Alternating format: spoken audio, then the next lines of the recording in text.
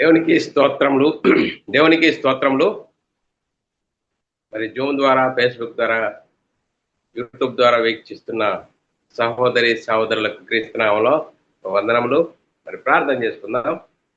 పరలోకమందున్న మా తండ్రి, నీ ప్రియ కుమారుడు యేసుక్రీస్తునామంలో కృతజ్ఞతాస్తుతులు స్తోత్రములు చెల్లించుకుంటున్నాం నాయన. ఇంతవరకు సజీవులుగా ఉంచి నీ కృపలో కాపాడుతూ భద్రపడుతూ సజీవులుగా ఉంచి ఉదయకాల సమయంలో నీ సన్నిధిలోనికి నడిపించి నీ ఆత్మతోను సత్యంతోనూ ఆరాధించుకునడానికి నీ వాక్యాన్ని నేర్చుకోవడానికి ఇచ్చిన గొప్ప ధన్యతా భాగ్యమును బట్టి కృతజ్ఞతాస్తుతులు స్తోత్రములు చెల్లించుకుంటున్నాం నాయన. మరి ఈరోజు క్రీస్తు రాజ్యము అనే అంశము 34వ క్లాసు నేర్చుకుంటుండగా మరి చెప్తుండగా నాకును నీ కృపను అనుగ్రహించండి. వింటున్న సహోదరి సహోదరులకు నీ కృపను అనుగ్రహించి వాక్య ప్రకారంగా మమ్మల్ని మేము సరిదిద్దుకుని వాక్యానుసారంగా జీవించి నీకు మహిమ తెచ్చే వారంగా, ఘనత తెచ్చే వారంగా ఉండే ధనత భాగ్యం అందరికీ అనుగ్రహించమని యేసుక్రీస్తు నామములో ప్రార్థన అడిగి పెట్టుకుంటున్నాం తండ్రి. ఆమేన్. మరి సహోదరి సహోదరులందరూ ఎలా ఉన్నారు? సంతోషంగా ఆనందంగా ఉన్నారా? మీరందరూ సంతోషంగా ఆనందంగా ఉన్నారని నమ్ముచున్నాను. దేవుడు మనల్ని సజీవ లెక్కలో ఉంచుకొని ఆయన సన్నిధిలోనికి నడిపించి ఆయన ఆత్మతోనూ సత్యంతోనూ ఆరాధించుకోవడానికి ఇచ్చిన గొప్ప ధన్యతా భాగ్యమును బట్టి దేవునికి కృతజ్ఞతాస్తుతులు స్తోత్రములు చెల్లించ బద్ధుడనై ఉన్నాను పిల్లరా. మరి సహోదరులమైన మనం ఒకరికొకరు వందనములు చెల్లించుకోవాలని బైబిల్లోని ఆత్మనేమో సూచిస్తుంది. దాన్ని మనము అర్థం చేసుకుంటూ ముందుకు సాగుదాం. ఈరోజు క్రీస్తు రాజ్యము 34వ క్లాసు. ఈరోజు క్రీస్తు రాజ్యము 34వ క్లాసు. మరి వాక్యం చెప్పబడుతుండగా ఒక వ్యక్తిని గురించి కానీ, ఒక సంస్థను గురించి కానీ, ఒక సంఘమును గురించి కానీ మాకే తెలుసు మీకు ఎవరికి తెలియదు అనే ఉద్దేశంతో కాకుండా బైబిల్లోని ఆత్మ సంబంధమైన సంగతులతో సరిచూసుకొని మన ఆత్మీయ ప్రయాణం చక్కదిద్దుకోవాలని క్రీస్తు ప్రేమ మమ్మల్ని బలవంతం చేయడం బట్టి మేము తెలుసుకున్న సర్వసత్యాన్ని అనేకులకు తెలియజేయడానికి దేవుడిచ్చిన గొప్ప ధన్యతను బట్టి దేవునికి కృతజ్ఞతాస్తుతులు స్తోత్రములు చెల్లించ బద్ధుడనై ఉన్నాను పిల్లరా. మరి పిల్లరా, ఈరోజు క్రీస్తు రాజ్యము 34వ క్లాసు. మరి క్రీస్తు రాజ్యము 34వ క్లాసులో ఈరోజు అంశము సింహాసనముల మీద ఆసీనులై ఉండి విమర్శ చేయుటకు అధికారం గలవారు ఎవరు? ఈరోజు అంశము మరి క్రీస్తు రాజ్యము 34వ క్లాసులో సింహాసనముల మీద ఆసీనులై ఉండి విమర్శ చేయుటకు అధికారం గలవారు ఎవరు అనే అంశము. మరి ఈ అంశానికి మూల వాక్యాన్ని మనం చదువుకున్నట్లయితే పిల్లరా, ప్రకటన గ్రంథము 20వ అధ్యాయం 4వ వచనం చదువుకొని మరి ముందుకు సాగుదాం. అంతటా సింహాసనములను చూసి తిని వాటి మీద ఆసీనులై ఉండు వారికి విమర్శ చేయుటకు అధికారము ఇయ్యబడెను. మరియు క్రూరమునకైనను దాని ప్రతిమకైన నమస్కారము చేయక తమ నొసల యందు గాని చేతుల యందు గాని మరి దాని ముద్ర వేయించుకుని వారికి యేసు విషయమై తామిచ్చిన సాక్ష్యము నిమిత్తము దేవుని వాక్యం నిమిత్తము చిరచ్ఛేదనం చేయబడిన వారి ఆత్మలను చూచి తిని వారు బ్రతికిన వారై 1000 సంవత్సరములు క్రీస్తుతో కూడా రాజ్యము చేసిరి. మరి పిల్లరా, ఈ అంశంలో మరి ప్రారంభంలో అంతటా సింహాసనములను చూచి తిని వాటి మీద ఆసీనులై ఉండు వారికి విమర్శ చేయుటకు అధికారం చేయబడిను. మరి చూడండి, ఈరోజు అంశము ఈరోజు అంశం కూడా సింహాసనముల మీద ఆసీనులై ఉండు వారు విమర్శ చేయుటకు అధికారం గల వారు ఎవరు అనే అంశము పిల్లరా. మరి మనం ఆలోచన చేసినట్లయితే యేసుక్రీస్తు మరి మనిషి కుమారుడు తన మహిమ గల సింహాసనం మీద ఆసీనుడై ఉన్నప్పుడు నన్ను వెంబడించిన మీరును 12 సింహాసనం మీద ఆసీనులై ఉండి ఇజ్రాయేలులో 12 గోత్రముల వారికి తీర్పు తీర్చుదురు అని మత్తయి సువార్త 19:27 వచనంలో 27-28 వచనాల్లో మరి రాయబడి ఉన్నది పిల్లారా. మరి ఈ అంశంలో మనం అర్థం చేసుకోవాలి. కాబట్టి ఏ విధంగా అర్థం చేసుకోవాలి? మరి మనిషి కుమారుడు మహిమ గల సింహాసనం మీద ఆసీనుడై ఉన్నప్పుడు నన్ను వెంబడించు మీరును 12 సింహాసనం మీద ఆసీనులైన ఇజ్రాయిల్లో 12 గోత్రముల వారికి తీర్పు తీర్చుదురు. ఎప్పుడు తీర్పు తీరుస్తారు? మరి తీర్పు జరిగిపోయిందా? ఈ అంశం ఎందుకు నేర్చుకోవాలి అనేది మనం ఆలోచన చేసినట్లయితే తీర్పు జరుగుతుందా, జరిగిపోయిందా అనేది ఆలోచించినట్లయితే పిల్లరా, మరి ఈరోజు మరి ఈ అంశంను మరి ప్రకటన గ్రంథంలో రాయబడిన మరి రూపకలంకారంగాను ఉపమాన అలంకారంగా రాయబడిన సంగతులు మనం ఏ విధంగా అర్థం చేసుకోవాలి? మరి చూడండి, మనం ఆలోచన చేసినట్లయితే మరి క్రీస్తు రాజ్యము మరి స్థాపింపబడిందా? క్రీస్తు రాజ్యంలో స్థాపింపబడిన వారు మరి 12 గోత్రముల వారికి తీర్పు తీర్చారా? తీర్పు జరిగిందా, జరిగిపోయిందా, మరి ఎలా అర్థం చేసుకోవాలి? మరి ఈ అంశంను బట్టి, ఈ సంగతులను బట్టి కొంతమంది ఏమంటారు, యేసుక్రీస్తు రెండో రాకడలో వస్తాడు. ఆ రెండో రాకడలో వచ్చినప్పుడు ఆ సింహాసనం మీద యేసుక్రీస్తు ఆసీనుడై మరి అప్పుడు తీర్పు జరుగుతుంది. అప్పుడు తీర్పు జరుగుతుంది అంటున్నట్లుగా. మరి వాస్తవంగా మరి యేసుక్రీస్తు ఈ లోకానికి వచ్చి ఏం చేశాడు? క్రీస్తు రాజ్యాన్ని స్థాపించాడు. దేవుని రాజ్యం అనతి కాలంలో పతనమైపోయిన ఆ రాజ్యాన్ని పునఃస్థాపన చేయడానికి యేసుక్రీస్తు వచ్చి దేవుని చిత్తాన్ని నెరవేర్చి మన ధర్మశాస్త్రం అందరినీ పాపంలో బంధించిన వారిని విడిపించడానికి యేసుక్రీస్తు వచ్చి దేవుని చిత్తాన్ని నెరవేర్చి ధర్మశాస్త్రాన్ని శిలువలో కొట్టివేసి క్రీస్తు రాజ్యాన్ని స్థాపించాడు. ఆ క్రీస్తు రాజ్యంలో స్థాపించిన ఆ రాజ్యంలో చేర్చబడిన వారు ఆ సువార్త ద్వారా మరి ఇజ్రాయేళ్లకు మరి మీరు శిలువ వేసిన ఈ యేసుని దేవుడు ప్రభుగాను క్రీస్తుగాను నియమించను, ఇది ఇజ్రాయేల్ అంతా రుడిగా తెలుసుకునే వాళ్ళని సువార్త ద్వారా తీర్పు జరిగిపోయింది. ఆ జరిగిపోయిన సంగతులు ఈరోజు మరి బైబిల్లోని ఆత్మ సంబంధమైన సంగతులతో సరిచూసుకుంటూ మన ఆత్మీయ ప్రయాణం చక్కదిద్దుకోవాల్సింది పోయి మరి యేసుక్రీస్తు రెండో రాకడలో వస్తాడు. అప్పుడు ఏండ్ల పరిపాలన జరుగుతుంది, అప్పుడు తీర్పు జరుగుతుంది, అప్పుడు తీర్పు జరుగుతుంది అని చెప్తున్న వారు ఉన్నారు పిల్లరా. చూడండి పిల్లరా, మరి వాక్యాన్ని ఎంత సాతాను ఏ విధంగా మనల్ని మరి చిందరబందర వేసి వాక్యాన్ని కలిపి చెరిపి జరిగిపోయిన సంగతిని జరుగుతుంది అని చెప్తున్న పరిస్థితి మన ముంగటున్నది పిల్లరా. అందుకోసమే ఈ అంశంను మనం లేఖనానుసారంగా చదువుకుంటూ ముందుకు సాగుదాం పిల్లరా. అందుకోసమే బైబిల్ ఏం చెప్తుంది, బైబిల్లోని ఆత్మ సంబంధమైన సంగతులు ఏం చెప్తున్నాయి, బైబిల్లోని ఆత్మ సంబంధమైన సంగతులతో మన ఆత్మీయ ప్రయాణమును మనం చక్కదిద్దుకోవాల్సిన అవసరం ఎంతైనా ఉంది పిల్లరా. మనం ఆలోచన చేద్దాం. ప్రకటన గ్రంథంలో 20 అధ్యాయం 4వ వచనంలో చదువుకున్నాం పిల్లరా. అంతట సింహాసనములను సూచితిని, వాటి మీద ఆసీనులై ఉండు వారికి విమర్శ చేయుటకు అధికారము చేయబడెను. చూడండి, ఆ అధికారం ఏంటి? చూడండి, యేసుక్రీస్తు రెండో రాకడలో వస్తాడు, అప్పుడు సింహాసనం మీద కూర్చుంటాడు, అదే అధికారము. ఆ అధికారం అనేది అప్పుడు తీర్పు జరుగుతుంది. నువ్వు చేసిన తీర్పు ఇది అది అని తీర్పు జరుగుతుందని చెప్తున్నవారు ఉన్నారు పిల్లరా. మరి యేసుక్రీస్తు వచ్చాడు, ధర్మశాస్త్రం అందరినీ పాపంలో బంధించిన వారిని విడిపించడానికి యేసుక్రీస్తు వచ్చాడు, ధర్మశాస్త్రంకు లోపడ్డాడు, ధర్మశాస్త్రం అనుసరించాడు, ధర్మశాస్త్రాన్ని శిలువలో కొట్టివేసి మరి దేవుని రాజ్యాన్ని క్రీస్తు రాజ్యాన్ని పునఃస్థాపన చేశాడు పిల్లరా. ఆ రాజ్యంలో చేర్చబడిన వారే సువార్త ద్వారా మీరు జీవాధిపతిని చంపితిరి అని ఇజ్రాయేలుకు వారు తీర్పు తీర్చారు పిల్లరా. జీవాధిపతిని చంపితిని కానీ దేవుడు ఆయనను అధిపతిగాను క్రీస్తుగాను నియమించిన ఇది ఇజ్రాయేల్ వంశం అంతా రుడిగా తెలుసుకోవాలని మరి సువార్త ప్రకటించారు. తీర్పు జరిగిపోయింది పిల్లరా.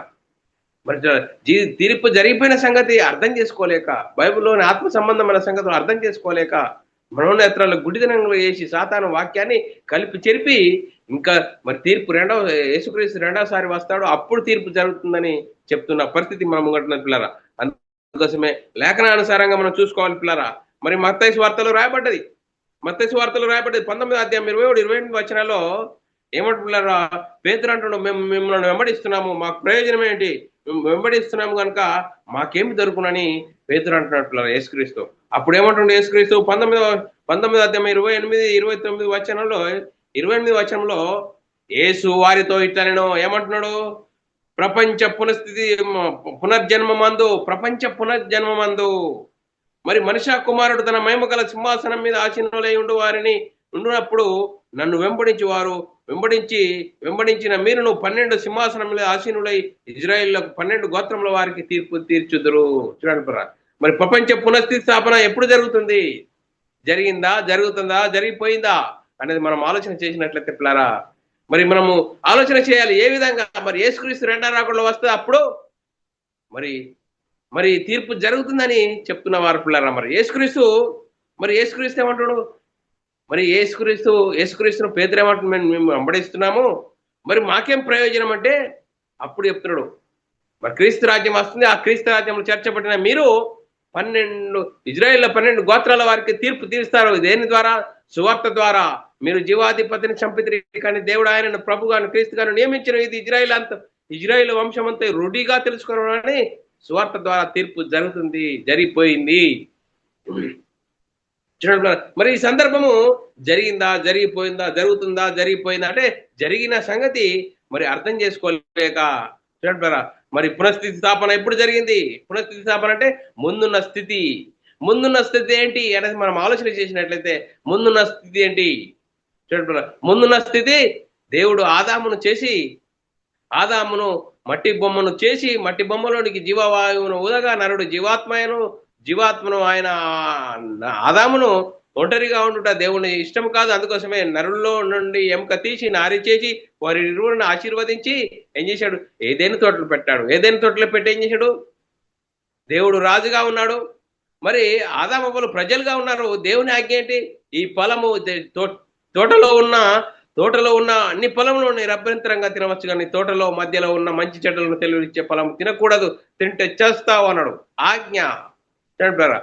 ఆ దేవుడు రాజుగా ఉన్నాడు, ఆదామవ్వలు ప్రజలుగా ఉన్నారు, మరి మరి ఆజ్ఞ ఇచ్చాడు. ఏం ఆజ్ఞ, పండు తింటే చేస్తావు. ఏంటి, ఆత్మకు దేవుని నుండి ఎడబాటు కలుగుతుంది అని చెప్పాడు పిల్లరా.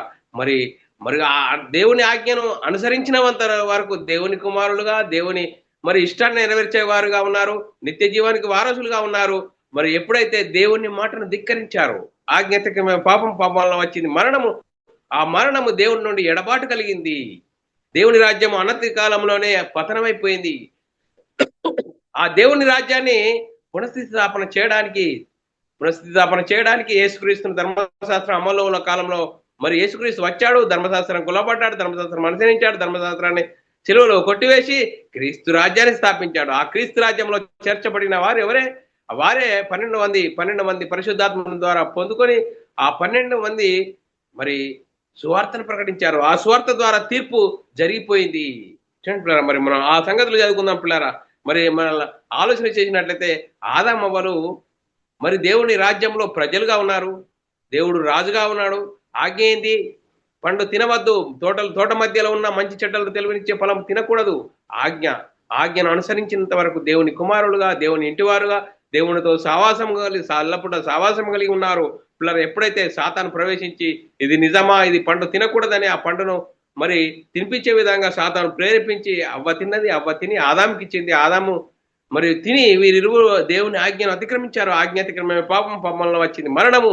అది లేఖనానుసారంగా చూసుకున్న పిల్లరా. మరి మనం ఆలోచన చేసినట్లయితే ఆది కాండము ఆదాము కాలంలో ఏం జరిగింది, ఆదాము కాలంలో చూడండి పిల్లరా. ఆదాము కాలంలో భూమి శపింపబడ్డది. ఎందుకు, ఏ విధంగా, ఆది కాండము 3వ అధ్యాయం 7వ వచనంలో 17వ వచనంలో మనం చదువుకున్నట్లయితే, ఆయన ఆదాముతో నీవు నీ భార్య మాట వింటివి, నేను నీకు ఆజ్ఞాపించే వృక్ష ఫలమును తింటివి గనుక నీ నిమిత్తం నేల శపింపబడి ఉన్నది. ప్రయాసంతో నీవు బ్రతుకు దినములన్నీ దాని పంట తిందు అని మరి దేవుడు ఏం చేశాడు, ఆజ్ఞను అతిక్రమించినంత వరకు ఆజ్ఞను అతిక్రమించిన ఆదాము అవ్వలను ఏం చేశాడు, తీర్పు జరుగుతున్నది పిల్లారా. మరి భూమి శపింపబడ్డది. మరి ఇంకా మరి మనం నోహావు కాలంలో కూడా భూమి శపింపబడ్డది. ఏ విధంగా అన్నది మనము ఆలోచన చేసినట్లయితే, లేఖనం చూసుకున్నట్లయితే ఆది కాండము 6వ అధ్యాయం 13వ వచనంలో దేవుడు నోహావుతో సమస్త శరీర మూలముగా భూమి బలాత్కారంగా నిండి ఉన్నది కనుక నా సన్నిధిని వారికి అంతం వచ్చి ఉన్నది, ఇదిగో వారిని భూమితో కూడా నాశనం చేయుదును.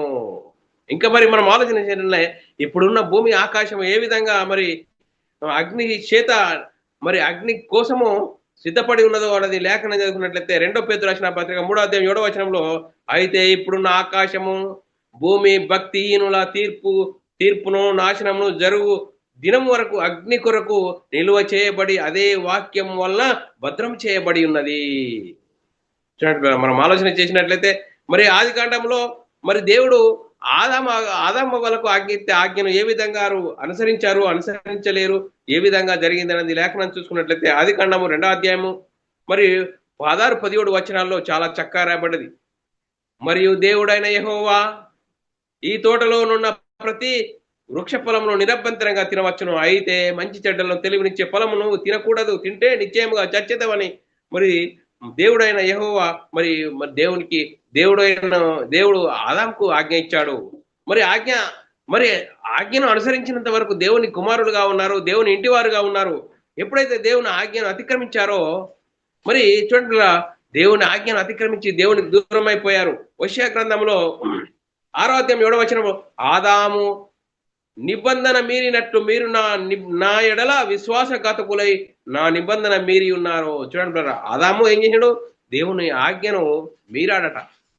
అందుకోసమే దేవుని ఆజ్ఞ మీరాడు. అందుకోసం ఏ విధంగా ఆజ్ఞ మీరాడు? ఆదికాండము 3వ అధ్యాయము 6, 7 వచనాల్లో చాలా చక్కగా రాబడ్డది. ఆ స్త్రీ వృక్షము ఆహారములకు మంచిదియు, కన్నులకు అందమైనదియు, వివేకమిచ్చు రమ్యమైనదిగా ఉండుట చూసినప్పుడు ఆమె దాని ఫలములలో కొన్ని తీసుకొని తిని తనతో ఉన్న తన భర్తకు కూడా ఇచ్చెను, అతడు కూడా తినెను. అప్పుడు వారిద్దరు కన్నులు తెరవబడెను. వారు తాము దిగంబరులమని తెలుసుకొని అంజూరపు ఆకులకు ఉట్టి తమ గొచ్చడములు చేసుకుని. చూడండి బ్రదర్, ఆదాము అవ్వలు ఏం చేశారు? దేవుని ఆజ్ఞను అతిక్రమించారు. దేవుని ఆజ్ఞ అతిక్రమించారు. ఆజ్ఞ అతిక్రమే పాపం. పాపం వల్ల వచ్చింది మరణము. దేనికి? ఆత్మకు. దేవుని నుండి ఎడబాటు కలిగింది. దేవుని నుండి ఎడబాటు కలిగింది. రోమిల రాసిన పత్రిక 6వ అధ్యాయం 23వ వచనంలో ఎలా అనగా పాపం వలన వచ్చు జీతం మరణము, అయితే దేవుని కృపావరం మన ప్రభు అయిన యేసుక్రీస్తు వలన నిత్య జీవము. చూడండి, ఆజ్ఞ అతిక్రమించారు. 1వ యోహాను రాసిన పత్రిక 3వ అధ్యాయం 4వ వచనంలో పాపం చేయు ప్రతి వాడు ఆజ్ఞను అతిక్రమించును, ఆజ్ఞ అతిక్రమమే పాపము, పాపం వలన వచ్చింది మరణము. చూడండి, మరణము దేనికి? శరీరానికి, ఆత్మక. శరీర మరణము అందరికీ ఉంటుంది, భౌతిక మరణము. పుట్టినవాడు గిట్టక మానడు.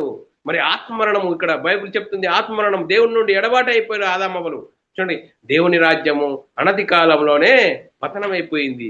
చూడండి, ప్రారంభంలో దేవుడు రాజుగా ఉన్నాడు, ఆదామవ్వలు ప్రజలుగా ఉన్నారు. ఆజ్ఞ మరి మంచి చెడ్డలో తెలివినిచ్చే ఫలము తినకూడదు, తింటే చేస్తామనే ఆజ్ఞ. చూడండి, ఆ ఆజ్ఞను అనుసరించినంత వరకు దేవుని కుమారులుగా ఉన్నారు. దేవుని ఆజ్ఞను అతిక్రమించినప్పుడు దేవుని నుండి ఎడబాటు కలిగింది. దేవుని రాజ్యం పతనమైపోయింది. ఆ దేవుని రాజ్యం పునఃస్థితి స్థాపన చేయాలి. అందుకోసమే పిల్లరా, మరి దేవుని సంకల్పమును బట్టి ఆ అబ్రాహాంకు వాగ్దానం చేశాడు. ఆ వాగ్దాన సంతానము యేసుక్రీస్తు వచ్చేంత వరకు మరి ఒకనాడు దేవుని జనంగా మన ఇజ్రాయేళ్లకు ధర్మశాస్త్రం ఇవ్వబడ్డాయి. ధర్మశాస్త్రం అనుసరిస్తే నీతిమంతులు అవుతారు, అతిక్రమిస్తే శాపగ్రస్తులు అవుతారు. మరి ధర్మశాస్త్రం అనుసరించారా, అతిక్రమించారా అనేది మనం చూసుకున్నట్లయితే పిల్లరా, మరి చూడండి పిల్లరా, మరి విశ్వాసం మూలము కానిది ఏదో అది పాపము. రోమిల రాసిన పత్రిక 14వ అధ్యాయం 23వ వచనంలో రాయబడ్డది. కాబట్టి మేలైనది చేయనెరిగి అలాగూ చేయని వానికి పాపం కలుగును. మేలైనది ఏంటి? ఆజ్ఞను అతిక్రమించాలి. ఆజ్ఞను అతిక్రమించకుండా ఆజ్ఞను మరి మేలైనది ఏంటంటే మంచి యేసుక్రీస్తు దేవుని కుమారుడు, యేసుక్రీస్తు ప్రభు అని విశ్వసించి యేసుక్రీస్తు నామములో బాప్తీసం పొందడం ద్వారా పునర్జన్మ సంబంధమైన స్నానము. పూర్వము ఆదామవ్వలు పోగొట్టుకున్న ఆ దేవుని కుమారత్వము తిరిగి పొందుకుంటాము. చూడండి, మేలైనది చేయనరిగి అలాగూ చేయని వానికి పాపము. మరి మనం ఆలోచన చేసినట్లయితే దేవుడు ఆత్మకు తీర్పు తీర్చాడు. దేవుడు మరి వీరు ఆజ్ఞను అతిక్రమించినప్పుడు ఆత్మకు తీర్పు తీర్చాడు. ఆ తర్వాత శరీరానికి తీర్పు తీర్చారు. మన్నైనది వెనుకడ వల్లే మరలా భూమికి చేరును. అందుకోసమే అందరూ ఏ విధంగా ఉన్నారు? జీవించుచున్నామన్న పేరు మాత్రం ఉన్నది కానీ మృతులుగా ఉన్నారు.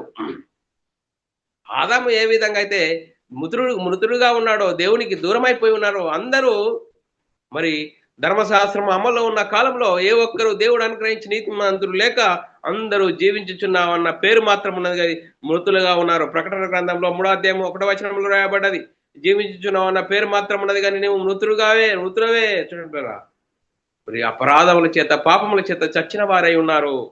ఎఫెసీయులకు రాసిన పత్రిక 2వ అధ్యాయం 11వ వచనంలో మీ అపరాధముల చేత పాపముల చేత మీరు చచ్చిన వారై ఉండగా ఆయన మిమ్మల్ని క్రీస్తు కూడా బ్రతికించెను.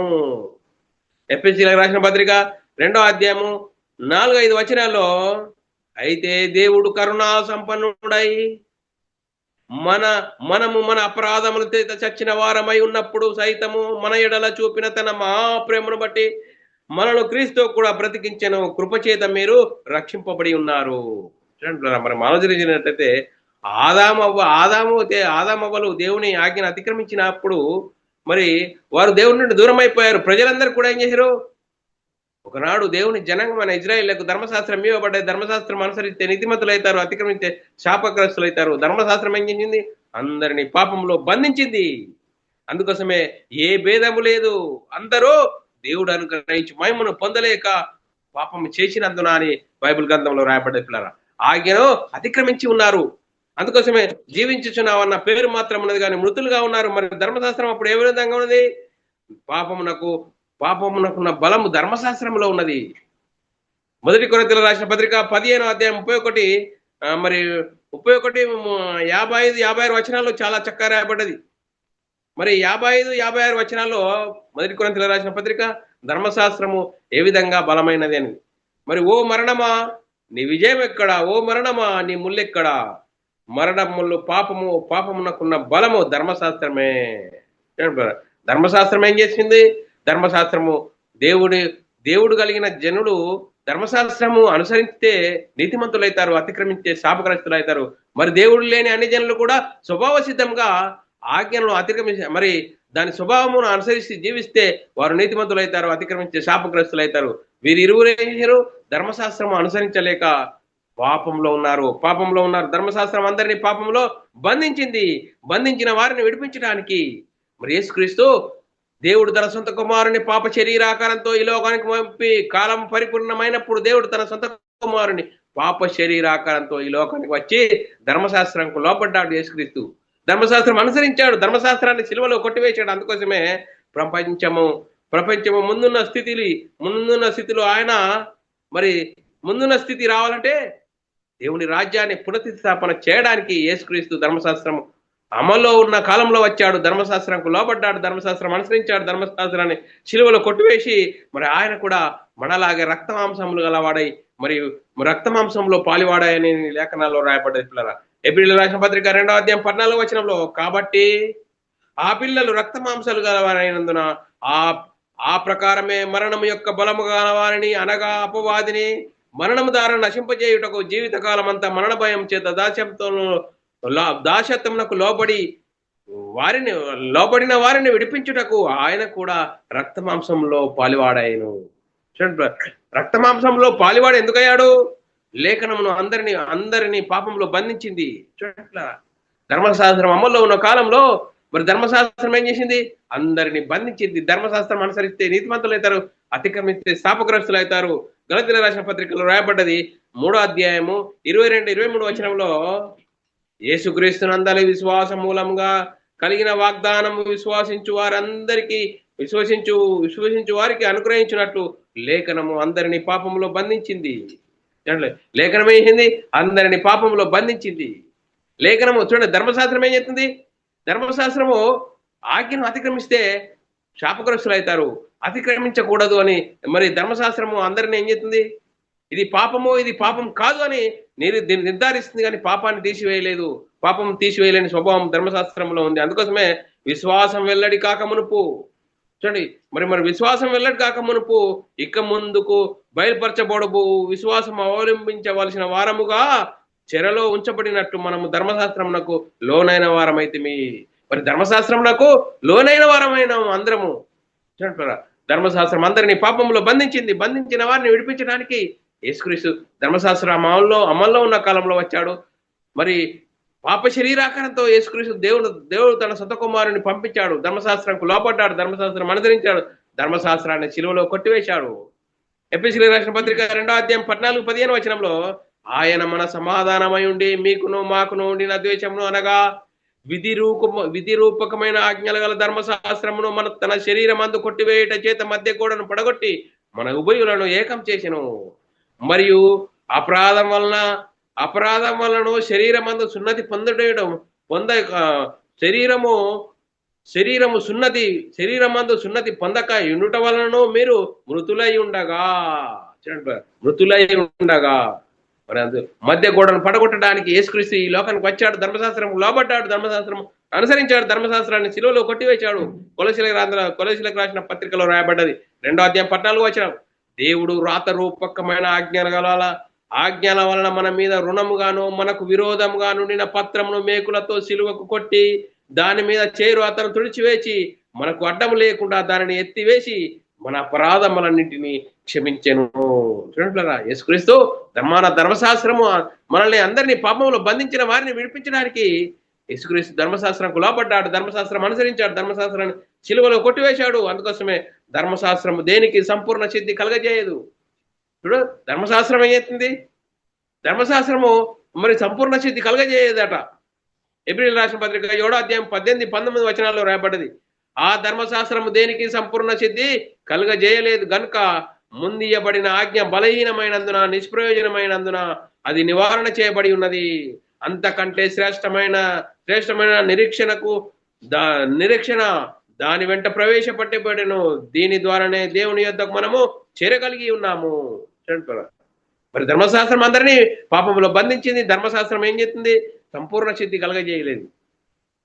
చూడండి పిల్లలు, మరి మనం ఆలోచన చేసినట్లయితే ధర్మశాస్త్రం ఎలాంటిది ఇంకా మనం ఆలోచన చేసినట్లయితే రోమిల రాసిన పత్రిక 3వ అధ్యాయం 21 నుంచి చదువుకున్నట్లయితే ఇట్లుండగా ధర్మశాస్త్రమునకు వేరుగా దేవుని నీతి బయలుపరచబడుచున్నది.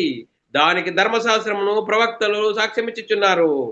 అది యేసుక్రీస్తునందలి విశ్వాసం మూలమైనది. నమ్మువారందరికీ కలుగు దేవుని నీతి అయి ఉన్నది. అందుకోసమే ఏ భేదము లేదు. అందరూ పాపము చేసి దేవుడు అనుగ్రహించి మహిమను పొందలేకపోవచ్చున్నారు.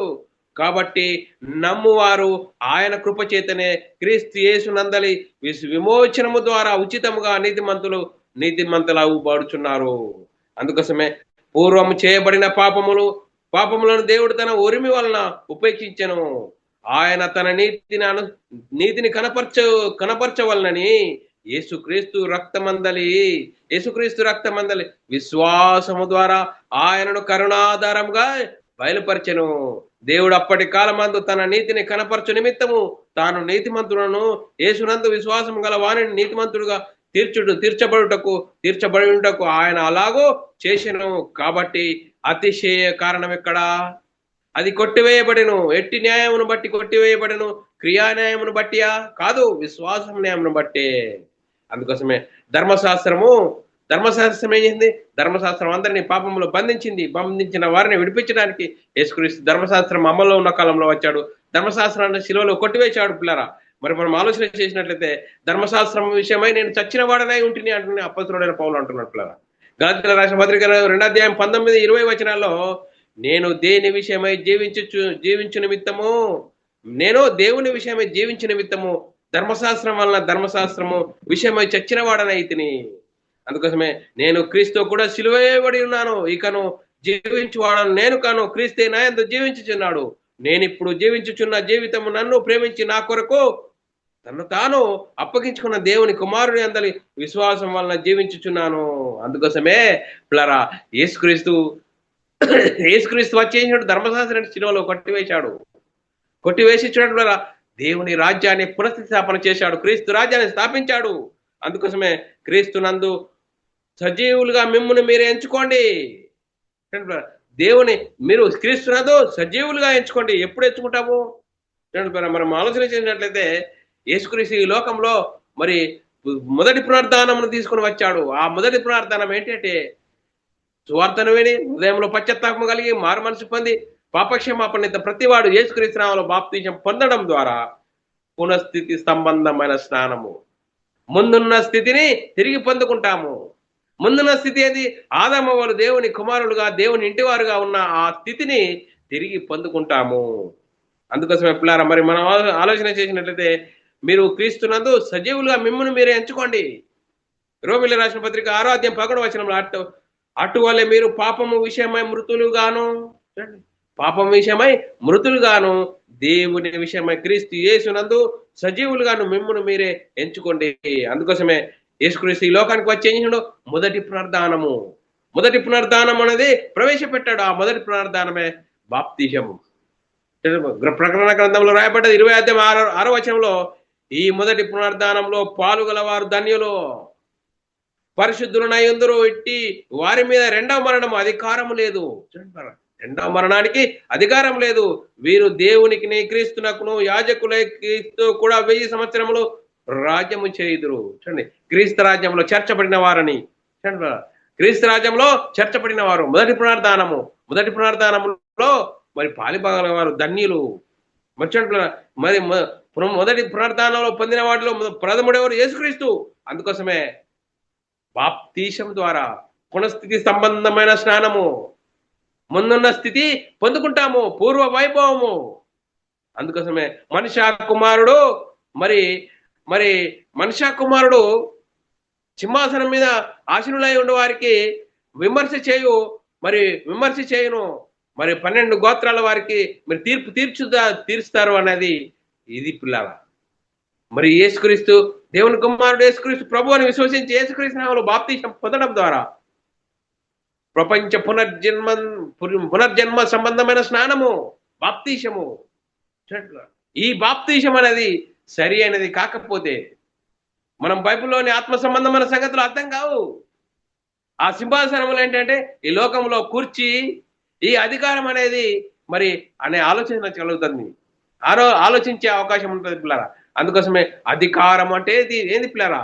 మరి యేసుక్రీస్తు దేవుని కుమారుడు యేసుక్రీస్తు ప్రభు అని విశ్వసించి యేసుక్రీస్తు నామములో బాప్తీసం పొందడం ద్వారా దేవుని కుమారులము, దేవుని ఇంటి వారము, పరలోక వారసులమయ్యే గొప్ప ధన్యత ఉన్నది పిల్లరా. అందుకోసమే బాప్తీశంలో ఆయన పునర్ధానం యొక్క సాదృశ్యమందు ఆయనతో ఐక్యం గల వారై ఉండాలని లేఖనం చెప్తుంది. రోమిలో రాసిన పత్రిక 6వ అధ్యాయము 3 నుంచి మనం చదువుకున్నట్లయితే, క్రీస్తు యేసులోనికి బాప్తీసం పొందిన మనమందరము ఆయన మరణంలో బాప్తీసం పొందిదమని మీరెరుగారా? కాబట్టి తండ్రి మహిమ వలన క్రీస్తు మృతులలో నుండి ఎలాగూ లేపబడినో అలాగే మనమును నూతన జీవం పొందిన వారమైనట్లు నడుచుకున్నట్లు మనము బాప్తీసం వలన మరణములో పాలు పొందుటకు ఆయనతో కూడా పాతి పెట్టబడితిమి. మరియు ఆయన మరణం యొక్క సాదృశ్యమందు ఆయనతో ఐక్యం గల వారమైన ఎడల ఆయన పునర్ధానం యొక్క సాదృశ్యమందు ఆయనతో ఐక్యం గల వారమై ఉందము. అందుకోసమే ప్రపంచ పునరుద్ధి సంబంధమైన స్థానము ప్రపంచంలో ముందున్న స్థితి అంటే ప్రపంచం ముందున్న స్థితి ఏంది? ఆదామవ్వలు దేవుని కుమారులుగా ఉన్నారు. చూడండి, ఆదామవ్వలు దేవుని కుమారులుగా ఉన్నారు, దేవుని ఇంటివారుగా ఉన్నారు. ఆ ఆజ్ఞను ఎప్పుడైతే అతిక్రమించారో దేవుని నుండి ఎడబాటు కలిగింది. ఆజ్ఞ అతిక్రమే పాపం వల్ల వచ్చింది మరణం. దేవుని నుండి ఎడబాటు కలిగింది. చూడండి, ఆ ఎడబాటు కలిగింది పునర్జన్మ సంబంధమైన స్నానము అంటే బాప్తీసము. ఈ బాప్తీసం ద్వారా ముందున్న స్థితి మనం మరి పొందుకుంటాము. అప్పుడు అధికారం కలిగిన వారముగా మరి ఆ సువార్త ద్వారా మరి తీర్పు జరుగుతుంది. అందుకోసమే ఇజ్రాయేల్ వారికి 12 గోత్రాల వారికి తీర్పు జరుగుతుంది అని లేఖనాల్లో రాయబడ్డది పిల్లరా. మరి మనం ఆలోచన చేసినట్లయితే రోమిలో రాసిన పత్రిక 6వ అధ్యాయము 8 నుంచి చదువుకున్నట్లయితే మనము క్రీస్తు కూడా చనిపోయిన ఎడల, క్రీస్తు కూడా ఎప్పుడు చనిపోతామండి? సువార్తను విని హృదయంలో పశ్చాత్తాపం కలిగి మారు మనసు పొంది పాపక్షమాపణ నిత్యం ప్రతివాడు యేసుక్రీస్తు రావలో బాప్తీసం పొందడం మనం క్రీస్తు కూడా చనిపోయిన ఎడల మృతులలో నుండి లేచిన క్రీస్తు ఇకను చనిపోడని మరణమునకు ఇకను ఆయన మీద ప్రభుత్వం లేదని ఎరిగి ఆయనతో కూడా జీవించుచున్నాము. చూడండి, మరి యేసుక్రీస్తు శరీర విషయం మరణంచి ఆత్మ విషయమై జీవించుచున్నట్లు అప్పుడు ఆయన మీద ప్రభుత్వము మరణమునకు ఇక ఆయన మీద ప్రభుత్వం లేదని ఎరిగి ఆయనతో కూడా జీవించుదము. చూడండి, మనము బాప్తీసం తీసుకోవడం ద్వారా మరణం నిర్ణాతకమైపోతుంది. రెండవ మరణము నిరర్ధకమైంది. మరణము నిరర్ధకమైపోయి జీవమును అక్షయతను సువార్త వలన వెలుగులోనికి తీసుకొని వస్తాము పిల్లరా. అందుకోసమే వచనం మీద ఉన్నట్లయితే, ఏలయనగా ఆయన చనిపోవట చూడగా పాప విషయమై ఒక్కసారి చనిపోయాను, ఆయన చూడగా దేవుని విషయమై జీవించుచున్నాడు. అటువలే మీరును పాప విషయమై మృతులుగాను దేవుని విషయమై క్రీస్తు యేసునందు సజీవులుగాను మిమ్మల్ని మీరే ఎంచుకోండి. ఎప్పుడు ఎంచుకుంటామండి? బాప్తీసం తీసుకోవడం ద్వారా ముందున్న స్థితి పొందుకుంటాము. ముందున్న స్థితి ఏంది? పునఃస్థితి సంబంధమైన స్నానము. తీతుకు రాసిన పత్రిక 3వ అధ్యాయం 5వ వచనం, మనము నీతిని అనుసరించి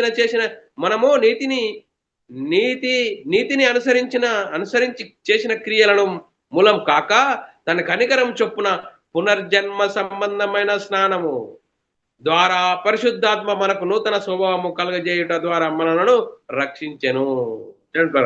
ముందున్న స్థితి ఏది? ఆదామవ్వలు దేవుని కుమారులుగా ఉన్నారు. చూడండి, మనము ఒక పట్టణంలో ఏదైనా అల్లర్లు జరిగినప్పుడు ఏమైతుంది? కర్ఫ్యూ విధిస్తారు. ఆ కర్ఫ్యూ విధించిన తర్వాత తిరిగి పూర్వ వైభవము పట్టణము సంతరించుకుంటుంది అంటారు. అంటే ముందున్న స్థితి ఏంటి? ప్రశాంతంగా ఉన్న స్థితి అల్లర్లు జరగడం ద్వారా కర్ఫ్యూ విధిస్తారు. ఆ విధించిన తర్వాత ఆ కర్ఫ్యూ సడలించిన తర్వాత ముందున్న స్థితి పొందుకుంటుంది. అందుకోసమే ఆదామవ్వలు దేవుని కుమారులుగా ఉన్నారు, దేవుని ఇంటివారుగా ఉన్నారు, దేవుని రాజ్యానికి వారసులుగా ఉన్నారు. అప్పుడు దేవుని ఆజ్ఞను అనుసరించినంత వరకు దేవుని కుమారులు దేవుని ఇంటివారుగా ఉన్నారు. దేవుని ఆజ్ఞను అతిక్రమించినప్పుడు దేవుని నుండి ఎడబాటు కలిగింది. అందుకోసమే అది తిరిగి ముందున్న స్థితి పొందుకోవాలంటే పిల్లారా, ముందున్న స్థితి పొందుకోవాలంటే ఇప్పుడు పునర్జన్మ సంబంధమైన స్నానము. పునర్జన్మ సంబంధమైన స్నానం అంటే బాప్తీసము. చూడండి, బాప్తీసంలో ఏం జరుగుతుంది? పాప జీవితము, పాప శరీరాకారం కలిగిన ఈ శరీరాకారం కలిగిన ఈ మనము పాపముతో మరి పాప స్వభావం ఉన్న మనము ఆ బాప్తీసంలో పాప స్వభావం అనేది పాతి పెట్టబడుతుంది. నూతన జన్మ కొత్తగా జన్మిస్తాం పిల్లరా. మనం ఆలోచన చేసినట్లయితే మరి మనం ఆలోచన చేద్దాం. లేఖనం చదువుకున్నట్లయితే పిల్లరా, లేఖనం చదువుకొని మనము లేఖన ప్రకారంగా మన ఆత్మీయ జీవితం కట్టుకుందాం పిల్లరా. మరి లేఖనం చదువుకుందాం పిల్లరా. పునర్జన్మ సంబంధమైన స్నానము బాప్తీసము. ప్రతి వాడు మరి ఎక్కడ బాప్తీసము సువార్తను వింటారు, హృదయంలో పశ్చాత్తాపం కలుగుతుంది, మారుమనసు కలిగి ప్రతి వాడు పాపక్షమాపణ యేసుక్రీస్తు నామములో బాప్తీసం పొందాలి. అపొస్తలుల కార్యములో రాయబడ్డది 2వ అధ్యాయం 38వ వచనంలో సువార్త ప్రకటించబడుతున్నది. ఆ సువార్త ప్రకటించినప్పుడు సహోదరులారా మేమేం చేద్దామంటే అపొస్తలుడైన పేతురు గారు అంటున్నారు, పేతురు మీరు మారు మనసు పొంది పాపక్షమాపణ ప్రతి వాడు యేసుక్రీస్తు నామములో బాప్తీసం పొందుడు, అప్పుడు పరిశుద్ధాత్మను వరము పొందుతారు. ఆదామవ్వలు దేవుని పొందుకున్న, ఆదామవ్వలు పోగొట్టుకున్న ఆ దేవుని కుమారత్వం తిరిగి పొందుకుంటారు. చూడండి, మరి మార్కు సువార్త 16వ అధ్యాయం 16వ వచనంలో నమ్మి బాప్తీసం పొందిన వాడు రక్షింపబడను. సువార్తను విని నమ్మి బాప్తీసం పొందిన వారు రక్షింపబడతారు, నమ్మని వారికి శిక్ష విధించబడను. పిల్లరా, మరి దేవుని రాజ్యంలో చేరాలంటే కొత్తగా జన్మించాలంటే చూడండి, మనం ఆలోచన చేసినట్లయితే సువార్తను విని హృదయంలో పశ్చాత్తాపం కలిగి మారుమనసు పొంది పాపక్షమాపణ ప్రతి వాడు యేసుక్రీస్తు నామములో బాప్తీసం పొందడం ద్వారా దేవుని రాజ్యంలో ప్రవేశిస్తామని లేఖనం చెప్తుంది. పిల్లరా, యోహాను సువార్త 3వ అధ్యాయము 6-7 వచనాల్లో శరీర మూలముగా జన్మించినది శరీరమును, ఆత్మ మూలముగా జన్మించినది ఆత్మయే ఉన్నది. మీరు కొత్తగా జన్మించాలని చెప్పబడిన మాటకు ఆశ్చర్యపడకూడదు. కొత్తగా జన్మించడం అంటే శరీర విషయమై బాప్తీసంలో పాతిపెట్టబడుతుంది. తిరిగి లేవడం ద్వారా నూతన జీవితము, మరి కొత్తగా జన్మించడం, దేవుని రాజ్యంలో ప్రవేశిస్తాం. అప్పుడు మన మనోనేత్రాలు వెలిగింపబడతాయి. బాప్తీసం ద్వారా దేవుని కుమారులము, దేవుని ఇంటి వారము, పరలోక వారసులము, పరలోకానికి వారసులము, దేవుని ఇంటి వారము, గొప్ప భాగ్యము అప్పుడు కలుగుతుంది పిల్లరా. ఆ భాగ్యమును బట్టి బైబిల్లోని ఆత్మ సంబంధమైన సంగతులు అర్థమవుతుంది. పునర్జన్మ సంబంధమైన స్నానము, తిరిగి ముందున్న స్థితి పొందుకుంటాము. ముందున్న స్థితి పొందుకోవడం ద్వారా ఆ క్షయబీజం వల్ల పుట్టింపబడిన వారము. క్షయబీజం అనగా నశించిపోయేది. చూడండి, మరి మనం ఆలోచన చేసినట్లయితే 1 పేతురు రాసిన పత్రిక 1వ అధ్యాయం 21వ వచనంలో మీరు క్షయబీజం నుండి కాక, చూడండి, క్షయబీజము నశించిపోయేది. చూడు, క్షయబీజం నుండి కాక శాశ్వతము గల జీవము గల దేవుని వాక్య మూలముగా అక్షయ బీజం నుండి పుట్టింపబడిన వారం కనుక నిష్కపటమైన సహోదర ప్రేమ కలుగునట్టు, అంటే వాక్య సంబంధమైన జన్మ, సత్యవాక్యం వల్ల కనబడిన వారు. యాకోబు రాసిన పత్రిక 1వ అధ్యాయం 10వ వచనంలో ఆయన తాను సృష్టించిన వాటిలో మనం ప్రథమ ఫలముగా ఉండునట్టు సత్యవాక్యం వల్ల మనల్ని తన సంకల్ప ప్రకారంగా కనెను. అపొస్తలుడైన పౌలు గారు సువార్త ద్వారా నేను కంటిని అంటున్నాడు పిల్లరా. సువార్త ద్వారా కనడం ద్వారా ఏమవుతుంది చూడండి, మనం ఆలోచన చేసినట్లయితే సువార్త ద్వారా నేను మిమ్మల్ని కంటిని. అందుకోసమే పునర్జన్మ సంబంధమైన స్నానం ద్వారా ఏమవుతుంది? మనిషి కుమారుడు తన మహిమగల సింహాసనం మీద ఆసీనుడై ఉండి నన్ను వెంబడించి వారు మీరు 12 సింహాసనం మీద ఆసీనులై ఉండి ఇజ్రాయేలు 12 గోత్రముల వారికి మరి తీర్పు తీర్చుదురు. చూడండి, మత్తయి సువార్త 18:28 వచనంలో రాయబడిన మాట లేకున్నట్లయితే యేసు వారితో ఇట్లనెను, ప్రపంచ పునర్జన్మ మందు. చూడండి, పునర్జన్మ సంబంధమైన స్నానం ఎప్పుడు జరుగుతుందండి? ఎప్పుడు జరుగుతుంది?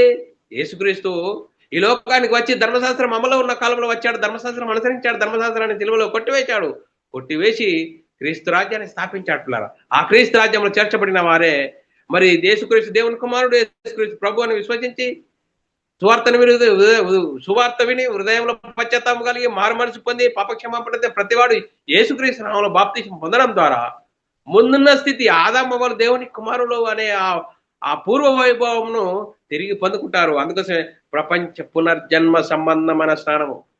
చూడండి, ప్రపంచ పునర్జన్మ జన్మమందు పునఃస్థితి స్థాపన జరుగుతుంది. మరి అప్పుడు యేసు వారితో ఇట్లనెను, పునర్జన్మ సంబంధమైన మందు మనుష్య కుమారుడు తన మహిమ గల సింహాసనం మందు ఆసీనుడై ఉన్నప్పుడు నన్ను వెంబడించువారు మీరు 12 సింహాసనం మీద ఆసీనుడై ఇజ్రాయేలు 12 గోత్రముల వారికి మరి తీర్పు తీస్తారు. ఎప్పుడు తీర్పు తీస్తారు? యేసుక్రీస్తు వచ్చాడు, అది క్రీస్తు రాజ్యాన్ని స్థాపించాడు. క్రీస్తు రాజ్యం చేర్చబడిన వారు పరిశుద్ధాత్మను పొందుకున్న 12 మంది సువార్తను పొందుకొని ఆ సువార్తను ప్రకటిస్తున్నారు.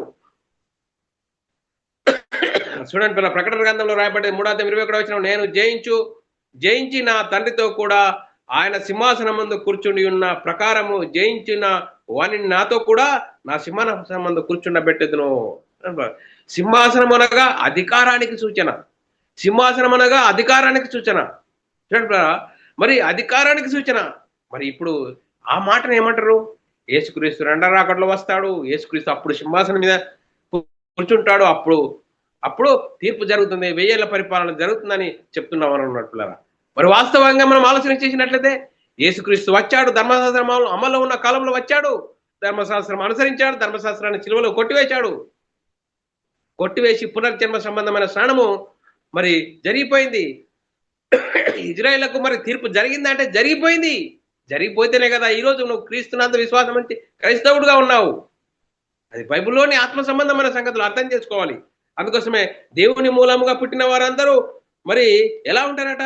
1 యోహాను రాసిన పత్రిక 5:4 దేవుని మూలముగా పుట్టిన వారందరూ లోకమును జయించుదురు. లోకమును జయించిన విజయము మన విశ్వాసమే. లోకమును జయించిన విజయము మన విశ్వాసమే.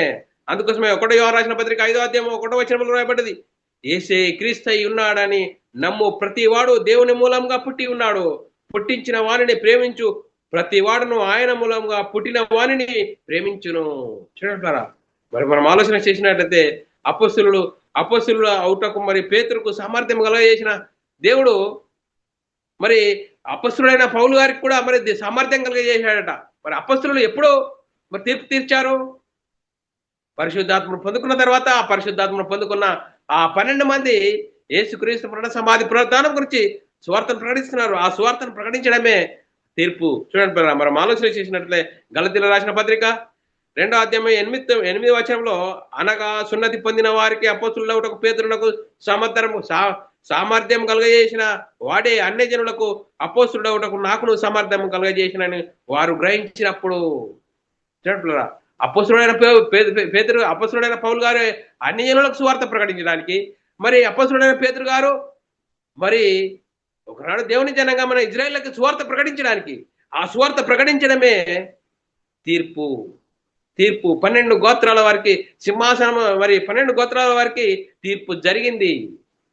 చూడండి ఎలా జరిగిందో మనం లేఖనం చదువుకున్నట్లయితే అపొస్తలుల కార్యము 2వ అధ్యాయం 22 23 ఇజ్రాయేలీయులారా ఈ మాట వినుడి, దేవుడు నజరేయుడైన యేసు చేత అద్భుతములు మహత్కార్యములు సూచక్రియలను మీ మధ్య చేయించి ఆయనను తన వలన మెప్పు పొందిన వానిగాను మీకు కనపరిచెను. ఇది మీరే ఎరుగుదురు. దేవుడు నిశ్చయించిన సంకల్పము ఆయన భవిష్యత్ జ్ఞానమును అనుసరించి అప్పగించిన ఈయనను మీరు దుష్టుల చేత సిలువ వేయించి చంపించిదిరి.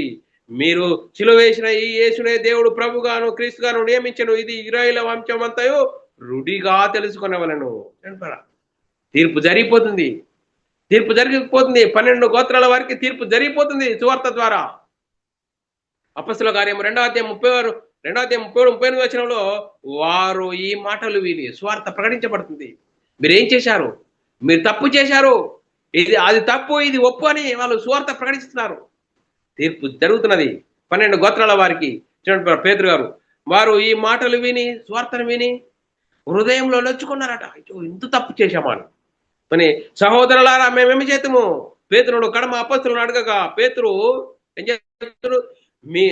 మీరు మారు మనసు పొంది, మారు రూపాలు కాదు, మారు మనసు పొంది పాపక్షమాపణ ప్రతి వాడు యేసుక్రీస్తు నామములో బాప్తిసం పొందండి, అప్పుడు పరిశుద్ధాత్మను వరం పొందారు.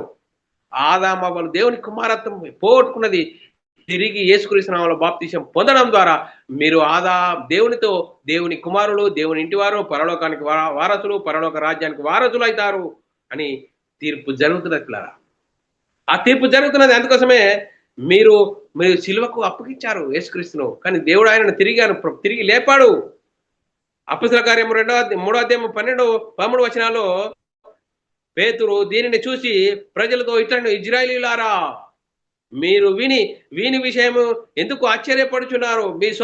మా సొంత శక్తి చేతనైనను భక్తి చేతనైనను నడవమని వీనికి బలమిచ్చినట్లు మీరెందుకు మా తట్టు తేరుచుచున్నారు? అబ్రాహాము ఇస్సాకు యాకోబు అనువారి దేవుడు అనగా మన పితరుల దేవుడు తన సేవకుడైన యేసును మహిమపరిచి ఉన్నాడు. మీరు ఆయనను అప్పగించితిరి. పిలాతు ఆయనను విడుదల చేయుటకు నిశ్చయించెను. మీరు అతని ఎదుట ఆయనను నిరాకరించితిరి. మీరు ఆ పరిశుద్ధుడైన నీతిమంతుడైన వారిని నిరాకరించి నరాంతకుడైన మనిషిని మీకు అనుగ్రహింపమని అడిగితిరి. మీరు జీవాధిపతిని చంపితిరి గాని దేవుడు ఆయనను మృతులలో నుండి లేపెను. అందుకు మేము సాక్షులము. మేము సువార్త ప్రకటిస్తున్నాము. ఆ సువార్త 12 గోత్రాల వారికి సువార్త ప్రకటించబడుతుంది. అధికారం కలిగిన వారుగా సువార్త ప్రకటించబడుతుంది. తీర్పు జరిగిపోతుంది. అదే పునర్జన్మ సంబంధమైన స్నానము, ముందున్న స్థితి పొందుకోవడము. క్రీస్తు రాజ్యంలో మరి సువార్త ద్వారా తీర్పు జరిగిపోయింది. అపొస్తలుల కార్యము 5వ అధ్యాయము 31 వచనం, మీరు మానున వేలాడ వేసి సంహరించిన యేసును మన పితరుల దేవుడు లేపెను. ఇజ్రాయేలులకు మారు మనసు పాపక్షమాపణ దయచేయుటకు దేవుడు ఆయనను అధిపతిగాను రక్షకునిగాను తన దక్షిణ హస్త బలము చేత హెచ్చించి ఉన్నాడు. మేము దేవుడును తనకు విధేయులైన వారికి అనుగ్రహించిన పరిశుద్ధాత్మయు ఈ సంగతులకు సాక్షులమై ఉన్నామని చెప్పి ఉన్నారు. మేమేం చేసినాము? మేమును తనకు విధేయులైన వారికి, విధేయులు అంటే స్వార్థకు లోపడిన వారికి అనుగ్రహించిన పరిశుద్ధాత్మకు ఈ సంగతులకు సాక్షులమై ఉన్నామని చెప్పిరి. ఇంకా మరి మనం ఆలోచన చేసినట్లయితే ఏ విధంగా తీర్పు జరుగుతున్నది? మనుషులలో ఇయ్యబడిన రక్షణ, మనుషులలో ఇయ్యబడిన దాంట్లో రక్షణ ఎక్కడ లేదు. ఆకాశం కింద మనుషులలో ఇయ్యబడిన ఈ నామంలోనే రక్షణ ఉన్నదని అపొస్తలులు మరి సువార్త ప్రకటిస్తున్నారు. ఆ సువార్త ప్రకటించడమే తీర్పు జరిగిపోతుంది. అపొస్తలుల కార్యం 4వ అధ్యాయం 10 నుంచి 4వ అధ్యాయం 10 నుంచి 10, 11, 12 వచనాలు, మీరు ఇజ్రాయేలు ప్రజలను తెలుసుకునవలసినది ఏమనగా, మీరు సిలువ వేసినట్టు మృతులలో నుండి దేవుడు లేపినట్టు నజరేయుడైన యేసు నామమున వీడు స్వస్థ పొందెను. మీ ఎదుట నిలిచి ఉన్నాడు. ఇల్లు కట్టువారైన మీరు తృణీకరించిన రాయి ఈయనే ఈ రాయే మూలకు తల రాయేను. మరి ఎవని వలన రక్షణ కలగదు? ఈ నామముననే రక్షణ కలుగును. ఆకాశం కింద మనుషులలో ఇయ్యబడిన మరి ఏ నామంలో రక్షణ లేదు అని ఈ నామంలోనే మీరు రక్షణ పొందాలి అని తీర్పు జరిగిపోతున్నారా? చూడండి మరి మనం ఆలోచన చేసినట్లయితే తీర్పు అనేది ఏంటి? తీర్పు ఎప్పుడు జరిగిపోతుంది? యేసుక్రీస్తు వచ్చాడు, ఆ రాజ్యాన్ని స్థాపించాడు, దేవుని రాజ్యాన్ని పునఃస్థాపన చేశాడు. ఆ రాజ్యంలో చేర్చబడిన వారు సువార్త ద్వారా తీర్పు జరిగిపోతుంది. అందుకోసమే పిల్లరా మరి మనుష్య కుమారుడు తన మహిమగల సింహాసనం మీద ఆసీనుడై ఉండవారికి, మనం మహిమగల సింహాసనం మీద ఆసీనుడై ఉండు వారికి, నన్ను వెంబడించు మీరు 12 సింహాసనం మీద ఆసీనులై ఇజ్రాయేలు 12 గోత్రాల వారికి తీర్పు తీర్చుదురు. ఎప్పుడు తీర్పు జరిగిపోయిందా? ఇప్పుడు జరుగుతుందా? జరిగిపోయింది. కానీ ఈ సంగతులు మన సహోదరులకు వారు తీసుకున్న బాప్తిజాలు సరి అనేది కాక ఏమంటారు? యేసుక్రీస్తు వస్తాడు, అప్పుడు తీర్పు జరుగుతుంది. అప్పుడు వేయేళ్ళ పరిపాలన జరిగిస్తాడు అని చెప్తున్న వారు నాకులా. వాక్యాన్ని సాతాను ఏ విధంగా కలిపి చెరిపి అనేకులను నిత్య నరకానికి నడిపిస్తున్నాడు సాతాను. అందుకోసమే బైబిల్లోని ఆత్మ సంబంధమైన సంగతులతో సరిచూసుకోవాలి. అందుకోసమే మనుష్య కుమారుడు తన మహిమగల సింహాసనం మీద ఆసీనుడై ఉండి నన్ను వెంబడించువారు మీరు 12 సింహాసనం మీద ఆసీనులై ఇజ్రాయిల్లో 12 గోత్రముల వారికి తీర్పు తీర్చుదురు. ఇప్పుడు తీర్పు జరిగిపోయిందా? జరిగిపోయింది. అందుకోసమే ప్రకటన గ్రంథంలో రాయబడిన సంగతులు ఉపమానాలంకారంగా మరి రాయబడిన సంగతులు, మరి ఉపమానాల అలంకారంగా రాయబడిన సంగతులు, మరి అవన్నిటినీ మనము ఉన్నట్లుగా అర్థం చేసుకోవాలా? ఏ విధంగా అర్థం చేసుకోవాలి? అందుకోసమే లేఖనాలను అర్థం చేసుకునే సామర్థ్యం ఎప్పుడు వస్తుందండి? మనం తీసుకున్న బాప్తిసం సరి అయినదైతే అప్పుడు మనోనేత్రాలు వెలిగింపబడతాయి. అందుకోసమే వాక్యాన్ని మనం ఇష్టం వచ్చినట్లు మాట్లాడడానికి వీల్లేదు. బైబిల్లోని ఆత్మ సంబంధమైన సంగతులతో సరిచూసుకోవాలి. అందుకోసమే ప్రకటన గ్రంథంలో రాయబడింది, అంతటి సింహాసనంలో సూచితిని, వాటి మీద ఆసీనులై ఉండే వారికి విమర్శ చేయుటకు అధికారం చేయబడిను. ఎప్పుడు అధికారం అండి? సువార్త. చూడండి, సువార్తకు లోపడేవారు యేసుక్రీస్తు వచ్చి ఏం చేసినాడు? పునఃస్థితి సంబంధమైన సంబంధమైన స్నానము యేసుక్రీస్తు ద్వారా యేసుక్రీస్తు దేవుని కుమారుడు, యేసుక్రీస్తు ప్రభువుని విశ్వసించి యేసుక్రీస్తు నామములో బాప్తిసం పొందే క్రీస్తు రాజ్యంలో చేర్చబడతాము. క్రీస్తు రాజ్యంలో చేర్చబడిన మనము ఆ సువార్త ద్వారా అనేకులకు తీర్పు జరుగుతుంది. తీర్పు ఇప్పుడు జరుగుతుంది. ఆ సువార్తకు లోపడ్డవారు క్రీస్తు రాజ్యంలో చేర్చబడతారు. సువార్తకు లోపడిన వారు మరి వారు నిత్య నరకానికి జోగాడే పరిస్థితి ఉన్నది పిల్లరా. అందుకోసమే సువార్త ఏం చెప్తుంది? మరణించే వారికి మరణార్థపు వాసనగాను, జీవించుతున్న వారికి జీవార్థపు వాసనగాను ఉన్నది. ఆ సువార్తలో ఉంది దేవుని శక్తి. ఆ దేవుని శక్తి ఏం చేస్తుంది? నేను మనమై ఉన్న ఆత్మను రక్షిస్తుంది. ఆత్మరక్షణ, నిత్య జీవం, పరలోకానికి వారసులమయ్యే గొప్ప ధన్యత పిల్లరా. ప్రకటన గ్రంథం చదువుకొని మరి ముగిద్దాం పిల్లరా. మరి ఈరోజు అంశము, సింహాసనముల మీద ఆసీనులై ఉండేవారు విమర్శ చేయటకు అధికారం గల వారు ఎవరు? యేసుక్రీస్తు సువార్తను విని హృదయంలో పశ్చాత్తాపం కలిగి మారు మనసు పొంది పాపక్షమాపణ ప్రతివాడు యేసుక్రీస్తు నామములో బాప్తిసం పొందిన వారే మరి క్రీస్తు రాజ్యంలో చేర్చబడిన వారు. వారే సింహాసనముల మీద ఆసీనులై ఉండి ఆ సువార్త ప్రకటించడమే అధికారం కలిగిన బోధ. అధికారం కలిగిన బోధ అపొస్తలులు ప్రకటించారు. మీరు సిలువ వేసిన ఈ యేసుని దేవుడు ప్రభుగాను క్రీస్తుగాను నియమించను. ఇది ఇజ్రాయేలు వంశమంతా రూఢిగా తెలుసుకోవాలను. ఆకాశం మీద మనుషులలో ఇవ్వబడిన నామము ఏ నామంలో రక్షణ లేదు, ఈ నామంలో రక్షణ ఉందని సువార్త ప్రకటించారు. ఇప్పుడు సువార్త జరుగుతున్నది. ఆ సువార్తకు లోపడ్డ వారు రక్షపడతారు. సువార్తకు లోపడిన వారు శిక్ష విధించబడిన లేఖనం చెప్తుంది. అందుకోసమే పిల్లరా, మనం ఎలాంటి పరిస్థితిలో ఉన్నాం? లేఖనాలను మన ఇష్టానుసారంగా అర్థం చేసుకోవడానికి వీలు లేదు. ప్రకటన గ్రంథంలో రాయబడిన సంగతులు మరి ఉపమానాలంకారంగా రాయబడిన సంగతులా, మరి ఉన్నట్టుగా చెప్తే అర్థం చేసుకోవడమా? ఏ విధంగా ఎప్పుడు అర్థమైతే మనము బైబిల్ సిద్ధాంత ప్రకారంగా మనం తీసుకున్న బాప్తిసం సరి అనేది అయితే పాప క్షమాపణ ప్రతివాడు యేసుక్రీస్తు నామములో బాప్తిసం పొందాలని లేఖనం చెప్తుంది. ఆ లేఖనం అనుసరించి జీవించినప్పుడు మన నేత్రాలు వెలిగిపోతాయి. అప్పుడు బైబిల్లోని ఆత్మ సంగతులు అర్థమైతే పిల్లరా. అందుకోసమే ప్రకటన గ్రంథంలో రాయబడిన సంగతి చదువుకొని ముగిద్దాం పిల్లరా. 20వ అధ్యాయము, ప్రకటన గ్రంథం 20వ అధ్యాయం 4వ వచనం, అంతటా సింహాసనములను సూచితిని, వాటి మీద ఆసీనులై ఉండు వారికి విమర్శ చేయుటకు అధికారం ఇయ్యబడెను. మరియు క్రూరమూమునకైనను దాని ప్రతిమకైనను నమస్కారం చేయక తమ నొసలయందు గాని చేతులయందు గాని ముద్ర వేయించుకునని వారికి యేసు విషయమై తాము ఇచ్చిన సాక్ష్యం నిమిత్తము దేవుని వాక్యం నిమిత్తము శిరచ్ఛేదం చేయబడిన ఆత్మలను సూచితి వారు బతికిన వారయి 1000 సంవత్సరంలో క్రీస్తు రాజ్యం చేచిరి. క్రీస్తు రాజ్యంలో ఉన్నాం మనం ఇప్పుడు. చూడు, క్రీస్తు రాజ్యంలో మనం, యేసుక్రీస్తు ఎక్కడ ఉన్నాడు? పరలోకంలో ఉన్నాడు. దేవుని కుడిపార్శ్వంలో ఆసీనుడై ఉన్నాడు. మన కొరకు విజ్ఞాపన చేస్తున్నాడు, రాజ్యపాలన చేస్తున్నాడు పిల్లరా. ఆ రాజ్యపాలన చేస్తున్నాడు పిల్లరా. 2 పనులు చేస్తున్నాడు, 2 పనులు జరిగిస్తున్నాడు. మనకు మరి అర్థం చేసుకుంటున్నామా? ఆ క్రీస్తు రాజ్యంలో ఉన్నావా? క్రీస్తు మహిమను అనుభవిస్తున్నావా? అనుభవిస్తున్నాడు. ఆ క్రీస్తు మహిమను ప్రకటిస్తున్నావా? ఎలాంటి పరిస్థితుల్లో ఉన్నావు? మరి సాతారు మరి శరీరాశ, నేత్రాశ, జీవబ్రహ్మాన్ని చూపెట్టి వాక్యాన్ని కలిపి చెరిపి మరి అనేకులను నిత్య నరకానికి నడిపిస్తున్నాడు. వాడి చెరలో నుంచి నువ్వు ఇప్పుడే ఈ వాక్యాన్ని విని మేలుకొని వాక్యానుసారంగా జీవించి మన ఆత్మీయ స్థితిని సరిదిద్దుకుంటూ మనమందరము దేవునికి మహిమ తెచ్చేవారంగాను ఘనత తెచ్చేవారంగా ఉంటూ ముందుకు సాగుదాం. ఇంతవరకు చెప్పబడిన లేఖనం ప్రతి ఒక్కరి హృదయంలో నీరుగట్టి ఫలింపజేయను గాక. ఆమేన్. అందరికీ వందనములు, దేవునికి స్తోత్రాలు. ప్రియులారా, మరి ఇలాంటి అంశాలు వినాలనుకుంటున్నారా? United Bible Academy channel subscribe చేసుకోండి. అలాగే Bible wisdom academy channel subscribe చేసుకోండి. మరి మీరు కూడా మీ సహోదరులకు ఈ వాక్యాన్ని షేర్ చేసి అనేకులకు మరి క్రీస్తు రాజ్యము, క్రీస్తు సంఘంలో పరిచర్యలో పాలిభాగస్తులు కావాలని క్రీస్తు ప్రేమను బట్టి బతిమాలుకొచ్చున్నాను. ప్రియులారా, మా సంఘ పరిచర్య గురించి మీరు మీ సొంత ప్రార్థనలో జ్ఞాపకం చేసుకోవాల్సిందిగా క్రీస్తు ప్రేమను బట్టి బతిమాలుకొచ్చున్నారు. అందరికీ వందనములు, దేవునికి స్తోత్రాలు.